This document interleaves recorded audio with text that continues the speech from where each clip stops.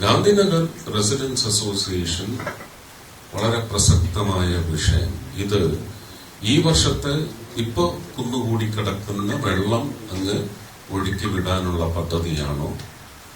25-30 വർഷം തൃശൂർ ജില്ലയിൽ, പ്രത്യേകിച്ച് തൃശൂർ ജില്ലയിലെ അറബിക്കടലിനോടടുത്ത് ഇതിന്റെ എക്സിറ്റ് പോയിന്റ്സിലേക്ക് ഈ വെള്ളമൊന്നും എത്തുന്നില്ല, ഒഴുകി അറബിക്കടലിലേക്ക് പോകുന്നില്ല എന്ന് പറയുന്ന പുനഃക്രമീകരിക്കപ്പെട്ട ഒരു സംവിധാനത്തിന് ഒരു നിരന്തരമായ തിരുത്താണോ ഒരു MP എന്ന നിലയ്ക്ക് കൊണ്ടുവരുവാൻ പോകുന്നത് എന്ന ചോദ്യത്തിന് മുമ്പിൽ എനിക്ക് മുട്ടുമടക്കേണ്ടി വന്നു. പക്ഷെ മനസ്സ് മടക്കേണ്ടി വന്നില്ല എന്നുള്ളത് കൊണ്ട് മാത്രമാണ് അവിടെ വെച്ച് തന്നെ അങ്ങനെ ഒരു സംവിധാനമാണെങ്കിൽ ഞാൻ തരുന്ന 1 കോടി കൊണ്ട് നിങ്ങൾക്ക് ഇപ്പോ ബുദ്ധിമുട്ട് ഒഴിവാക്കാനേ സാധിക്കും.